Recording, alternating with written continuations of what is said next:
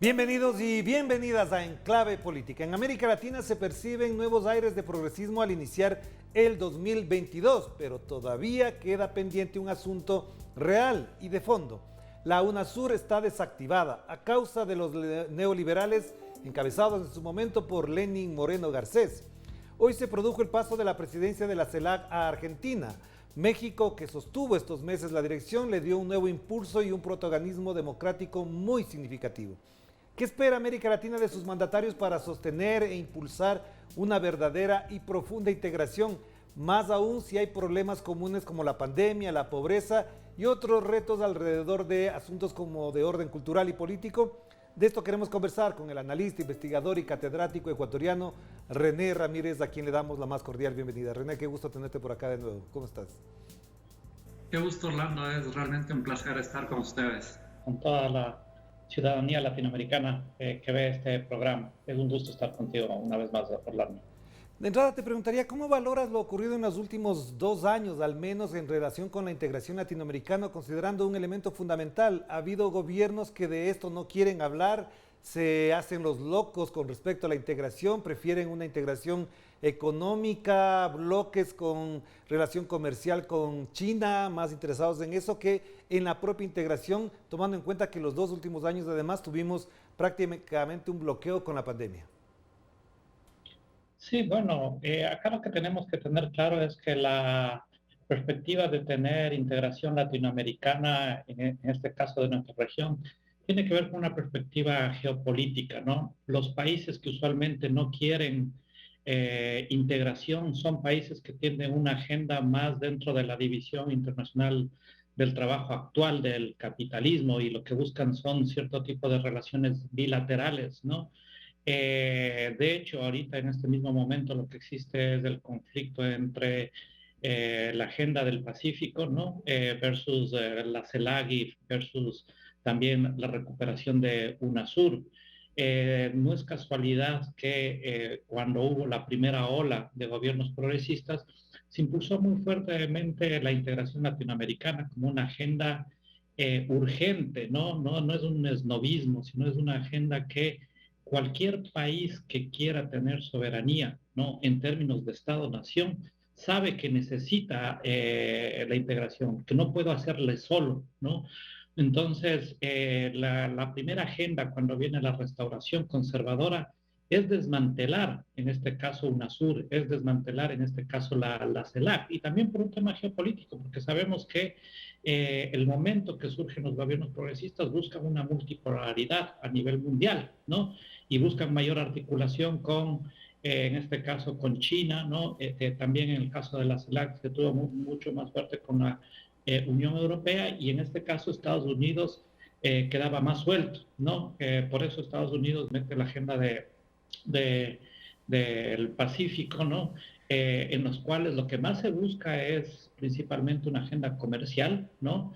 Y en donde para Estados Unidos lo mejor es hacer tratados de libre comercio bilaterales a nivel nacional. Y lo que se ha visto es que América Latina necesita la integración latinoamericana para impulsar su agenda, ¿no? Su agenda tanto programática como de soberanía y sobre todo ahora quizás para mí lo más importante es la política, ¿no? O sea, creo que lo que en este mismo momento está en juego en toda la región es la democracia, ¿no? Claro. Y para eso lo que necesitamos es tener instituciones como la CELAC, como UNASUR. Tú recordarás, estimado Orlando, el rol fundamental que jugaron estas instancias cuando se han intentado golpes de Estado durante la primera ola, ¿no?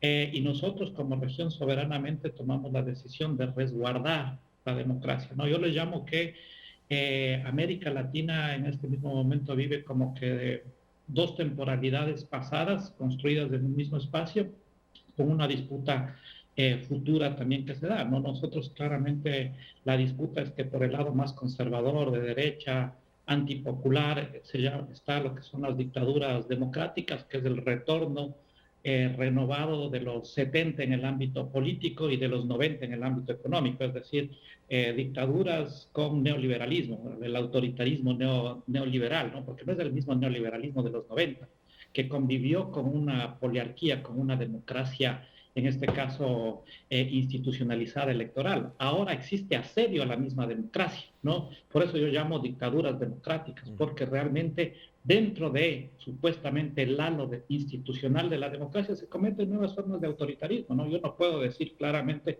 que lo que ha sucedido en el caso de Brasil, la victoria cuando le sacan de juego o lo proscriben a Lula, ¿no? Sea un tema de competencia electoral como el mínimo requisito de la democracia, lo mismo que pasó en Ecuador, ¿no? Cuando te eliminan el partido, no te dejan inscribir un partido, cuando proscriben en este caso a los candidatos, o la misma dictadura que pasó en el caso de Bolivia, ¿no? Entonces, que ahí sí vino con el golpe al estilo siglo XX, ¿no? Entonces, estas instancias tienen que ser instancias sobre todo que resguarden la democracia, porque para poder avanzar en una agenda de democratización de derechos sociales, económicos, tenemos que tener claro que no va a ser posible avanzar si es que no se avanza en una democracia radical, ¿no? Claro. Realmente donde nos jugamos la democratización social de derechos está en el resguardo de la democracia, porque llegan gobiernos conservadores, ¿no? Y lo que hacen justamente es ser antidemocráticos, antidemocratización de derechos, ¿no? Pero René, hay un elemento que también cabe la pena señalar o acotar aquí y tiene que ver con esa desintegración iniciada con la llamada restauración conservadora, que bien apelaste a ese nombre, pasa porque se hizo una campaña muy fuerte de desprestigio y estigmatización a esa integración, llamándole ideologizada, bolivariana, castrochavista. ¿Hasta dónde cala esto? ¿Efectivamente crees que eso funcionó o hay otros resortes? Y te digo esto porque posiblemente esto coincide con la presencia en el poder en Estados Unidos de Donald Trump, que activa lo que normalmente ya parecía que no existía, las embajadas en cada uno de los países, y empieza a minar la integración con discursos que hablan más del comercio, hablan más de lo que acabas de mencionar, es decir, de una supuesta democracia interna, pero no regional. No, o sea, sabemos ahora claramente cuál es la estrategia principal, ¿no? De ataque, en este caso, cuando se quiere instaurar ciertas agendas a nivel nacional, ¿no? Y vivimos la dictadura de las corporaciones privadas mediáticas, ¿no? Entonces se hace justamente a través de estos instrumentos, ¿no? Que se intentan instaurar sentidos comunes, ¿no? En contra de la integración latinoamericana. Pero una vez más, o sea, acá justamente estoy haciendo una investigación sobre la economía política de la desigualdad en los últimos 20 años en América Latina. La clásica frase que hay que preguntarse, el que parte y reparte le toca la mejor parte, y uno tiene que saber que depende de qué gobierno está al frente, ¿no? Claramente existe una clara economía política cuando tienes tú una agenda de grupos corporativos que buscan justamente restaurar la tasa decreciente de ganancia de su capital versus aquellos gobiernos que lo que buscan es justamente democratizar derechos y lo que buscan justamente es disminuir desigualdades. Entonces, yo creo que se buscó instaurar de una manera radical, ¿no? Este tema de desprestigio de las instancias a nivel regional, ¿no? Que ha calado en las personas que ya tienen una vocación más conservadora, más de derecha, ¿no? Yo estoy convencido que cada vez más también dentro de la sociedad, acabo de hacer, por ejemplo, un estudio en México sobre cultura política, y claramente existe una mirada, por ejemplo, en México, antiimperialista muy fuerte, ¿no? Pero también una vocación muy prorregional en términos de mayorías, ¿no? Obviamente hay grupos que rechazan el tema y buscan una cuestión mucho más al estilo de lo que vos dices, de esta instauración que va en desprestigio de estos organismos. Pero más allá de eso, para mí lo que me parece importante es que nuestros pueblos tienen que saber que en el mundo tal cual como ahora vivimos, ¿no? La unidad de análisis político ya no solo puede ser el Estado-nación, ¿no? sino tiene que ser post-estatal. Y aquí existe a veces un error mucho de la izquierda. Es verdad que sin Estado no se puede generar procesos de defensa de derechos, ¿no? Pero también se tiene que pensar y decir que solo con Estado, sin pensar en una integración regional, se va a poder tener soberanía, se va a poder tener democracia. Necesitamos de esa integración para resguardar nuestros propios estados nacionales. Y creo que es el rol que juega la CELAC. La recuperación de México de la CELAC ha sido fundamental, ¿no? Fundamental. Y no es casualidad que justamente López Obrador haya buscado la presidencia y que ahora Alberto Fernández busque también la presidencia. Son gobiernos que claramente tienen una mirada de construcción de la patria grande, ¿no? Claro, te iba a preguntar precisamente de la evaluación que se puede hacer de la presidencia de la CELAC en manos de Andrés Manuel López Obrador. Algo adelantaste, pero si añadirías algo más, podría ser en relación a que efectivamente México en la presidencia de la CELAC ha tenido que vivir el año más duro, no solamente de la pandemia, sino por ejemplo de temas complicados como la migración y también, por supuesto, una nueva etapa con la presencia de un presidente como Joe Biden en Estados Unidos. ¿Es posible que eso también modificó la perspectiva en la mirada de Manuel López Obrador o no? Bueno, o sea, lo que tenemos que tener claro es que primero México encuentra destruido la CELAC, ¿no? Entonces, lo primero que hace es reinstaurar una agenda de recuperación de la CELAC con una agenda bastante ambiciosa, ¿no? Que me parece que puso de por medio una agenda estratégica, ¿no? De desarrollo, ¿no? Me parece que un tema fundamental ha sido la Agencia Latinoamericana Espacial, ¿no? Algo que la geopolítica mundial se está jugando cuando hablamos del espacio digital, ¿no? De este nuevo capitalismo digital, de plataformas, capitalismo cognitivo. Mucho se juega en los temas más de el ámbito del Internet, del mundo virtual, de la digitalidad. Entonces necesitamos tener soberanía y nosotros no hemos trabajado como región mucho en esa esfera, pero también lo hizo en otros ámbitos, ¿no? En los ámbitos alimenticios, en los ámbitos de ciencia, tecnología. O sea, cuando nosotros tuvimos la presidencia tanto de UNASUR, ¿no? Como de la CELAC, primero creamos en UNASUR el COSUCT, el Consejo de Ciencia y Tecnología, porque sabemos que no puede haber soberanía en este mismo momento sin ciencia y tecnología, y lo ha demostrado la pandemia, ¿no? ¿De qué soberanía estamos hablando de los países cuando no puedes hacer tu propia vacuna? O sea, no existe soberanía, ¿no? Tenemos que esperar a que nos vendan en el marco de la geopolítica. ¿Qué otra cuestión es hacer? Que también avanzó México con Argentina muy fuerte en la producción, pero ya después de que se concretó la vacuna, ¿no? El único país en este caso que ha avanzado en eso, porque siempre ha tenido y ha buscado soberanía del conocimiento, ha sido Cuba, ¿no? Entonces, es necesario saber que no puede haber soberanía, por ejemplo, en el ámbito financiero, ¿no? Claramente tenemos que avanzar en una agenda que se quedó construida durante la primera ola, que fue la nueva arquitectura financiera, ¿no? ¿Qué hubiese sido de la pandemia si es que hubiésemos tenido el Banco del Sur, ¿no? Otro hubiese sido el Cantar, ¿no? El Consejo de Salud, ¿no? Para negociar colectivamente y no individualmente las vacunas, ¿no?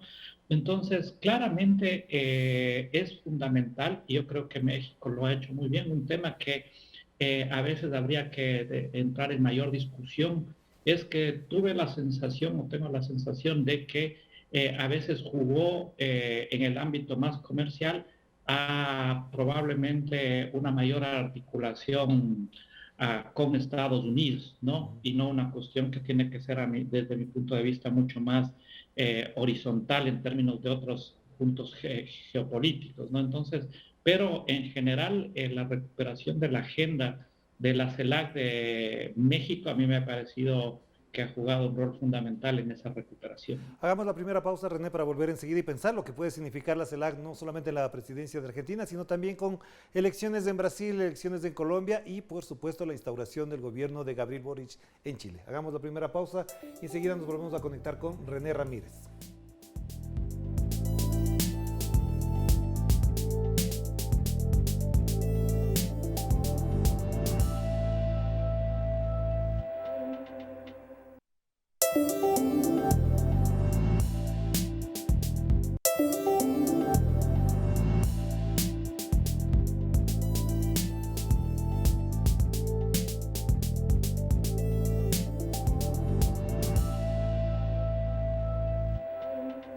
Estamos de vuelta aquí en Enclave Política y seguimos conversando con René Ramírez a propósito de la integración y además de la presidencia ya de Argentina en la CELAC. René, una preocupación que siempre surge y nace es que cuando se asume la presidencia de un país, no digo que todos, pero en alguna medida también, cada mandatario, cada gobierno que asume tiene problemas internos muy duros que a veces descolocan la gestión de la integración regional. ¿Puede ser ese el caso de Argentina, tomando en cuenta las difíciles circunstancias que atraviesa también el gobierno de Alberto Fernández con respecto a la deuda, con respecto a la pandemia y la disputa también con la oposición interna? Bueno, también puede ser que justamente el tema de que sea presidente, en este caso de la CELAC, también ayude a la parte económica. Ya vimos ayer justamente las declaraciones cuando se habló de la deuda con respecto al tema del Fondo Monetario Internacional, ¿no? Y su insinuación que tiene que ver con que, bueno, el mundo es multipolar, hay economía política. Acordémonos que la agenda de la CELAC ha sido siempre muy intensa, de hecho podría decir mucho más intensa en términos de cooperación, de inversión económica, comercial con China. Existe el foro China-CELAC, que de hecho nosotros en Ecuador lo inauguramos, ¿no? Y dando justamente a insinuar, bueno, por acá también puede haber otro tipo de relación y de estrechar lazos en términos financieros, ¿no? Entonces, sí es verdad, yo creo que aquí hay un problema estructural, dos problemas estructurales. El uno, no tener necesariamente la institucionalidad para avanzar más allá de las presidencias en las que se esté en términos políticos, ¿no? Se necesita cierta institucionalidad de burocracia administrativa internacional, ¿no? Desde mi punto de vista, que permita dar continuidad a cada una de las instancias, tanto de UNASUR, que obviamente, como bien señalaste, fue desmantelada, ¿no? Y también en este caso de la CELAC, pero por otro también tiene que ver con el tema de los modos de elección de las decisiones, ¿no? En muchos de los espacios. Este tema que siempre el expresidente del Ecuador, Rafael Correa, señalaba de que es difícil avanzar en la integración si es que todo tiene que hacerse por unanimidad, que a veces eso es una traba para avanzar en la integración, ¿no? Y de hecho fue, porque eso no permitió la concreción. Entonces, si bien siempre, y esto es verdad, se da prioridad a los temas nacionales, ¿no? También creo que en el marco de lo que está sucediendo ahora mismo para Argentina, resulta estratégico en términos geopolíticos, ¿no? Su presidencia, ¿no? Su presidencia en términos de poder tirar puentes no solo con Estados Unidos y lo que diga Biden con respecto al tema de la negociación con el Fondo Monetario Internacional, sino también esos otros canales que siempre la CELAC lo tuvo muy abierto. Y aquí también un tema de reflexión muy importante, ¿no? Ahora sería como un momento, en el caso, como se ve en las encuestas, de que gane Lula, ¿no? Que se tenga a tres países fundamentales de peso en términos geopolíticos como México, Brasil y Argentina, ¿no? Para poder avanzar en una agenda de integración latinoamericana. Yo creo que hubo un error fundamental y creo que fue un problema de la priorización que se dio en su debido momento por el país que podía, en este caso, llevar adelante una integración mucho más profunda y radical como fue Brasil, de apostar por los BRICS y no apostar más fuertemente por un liderazgo al interior de la integración latinoamericana. Lo que hizo es dejar un vacío que lo llenó China, ¿no? Y eso fue un problema, porque ahora realmente existe un tema yo digo a veces, de una dependencia muy fuerte en términos comerciales con China, ¿no? El tema de cuánto exportamos como región hacia China, bienes primarios, y cuánto estamos importando, en este caso, de China. Yo no digo que no se tenga que hacer, el problema es que uno tiene que buscar una diversificación de aquello. Entonces, si es que tenemos a tres países tan fuertes, ¿no? Que tienen un espíritu integracionista, ¿no? Un espíritu de buscar la construcción de una patria grande, ¿no? Lo que nosotros tenemos que esperar es que realmente no se cometa ese error y realmente se empuje para jalar esa integración de una manera mucho más radical, ¿no? Claro, pero entonces ahí el otro elemento que ya lo mencionas es cómo se puede reconfigurar y qué aporte podría cambiar significativamente la integración latinoamericana de ganar Lula, de ganar Petro y ya con la presidencia de Gabriel Boric. Te digo esto porque efectivamente son miradas distintas, más soberanas, más autodeterminantes en la gestión de la integración. ¿Crees que efectivamente se da un reimpulso? Y ahí la pregunta es, ¿se reactiva la UNASUR con ellos? ¿Se podría generar esto? ¿Qué haría falta para que esto ocurra? Bueno, en el tema regional, bueno, las primeras declaraciones de Boric fueron que va a dar prioridad a Alianza del Pacífico, ¿no? Que creo que era por obviamente la coyuntura de lo que Piñera le estaba invitando a la reunión, ¿no? Yo creo que obviamente la agenda de Chile es una nueva agenda que se va a enmarcar en el marco de lo que ha constituido las agendas de integración latinoamericana más soberanas, ¿no? Porque desde mi perspectiva la agenda de Alianza del Pacífico no es una agenda soberana, es una agenda muy instrumental, ¿no? Muy comercial, muy individualista, no pensando en la historia de la región, ¿no? Y efectivamente lo que se busca es dar prioridad, ¿no? Lo que se debería buscar es dar prioridad. Creo que la instauración de UNASUR es fundamental, ¿no? Argentina ha manifestado algunas veces públicamente la necesidad de refortalecer, en este caso, a UNASUR, ¿no? Los dos juegan un rol muy importante y creo que, una vez más, la agenda principal desde mi punto de vista es que estas instancias sean instancias de resguardo de la democracia, ¿no? Lo que está en juego, vemos que tanto en términos discursivos como simbólicos, mientras se hace reuniones en Estados Unidos impulsados por Biden o en el mismo Miami que dicen que van a defender la democracia, sabemos que, y van a ese y asisten a esos eventos, Macri, Pastrana, Lenín Moreno, ¿no? Claramente lo que estamos viendo es que todo el mundo está disputando la democracia, ¿no? Y nosotros, en este caso, nosotros cuando digo las agendas más progresistas, de izquierda, nacional populares, ¿no? Lo que tenemos es que decir, bueno, acá hay un problema, ¿no? Estructural de que se está violando de una manera sistemática y hay, creo que es necesario, creo que no ha jugado el rol fundamental, o sea, creo que hay una equivocación en no decir las cosas por su nombre. Ha quedado posicionado estos últimos años más el concepto de lawfare, ¿no? Que el concepto mismo de que estamos frente a un asedio a la democracia o que estamos en muchos casos en ciertas dictaduras de otra índole, ciertos tipos de autoritarismo, ¿no? Porque el lawfare en sí mismo es una partecita pequeña de una agenda sistemática de asedio a la democracia, ¿no? Y creo que eso es fundamental, ¿no? Con esto no quiero decir que es necesario visualizar por dónde viene, que en este caso son los sistemas de justicia, pero no es únicamente los sistemas de justicia. Yeah. Son consejos electorales, son los medios de comunicación, etcétera, etcétera. Ahora, para finalizar, entonces, René, un elemento que es clave, si es que pasara esto, efectivamente hay matices con los que hay que tratar, pero también, ¿cómo ves el rol que jugarían gobiernos neoliberales como el de Guillermo Lasso? En el caso ecuatoriano, ¿lo ves aislado o le ves forzado a cumplir con esa agenda de integración latinoamericana? Bueno, ya vimos un poco por dónde fue cuando participó en la CELAC en México, ¿no?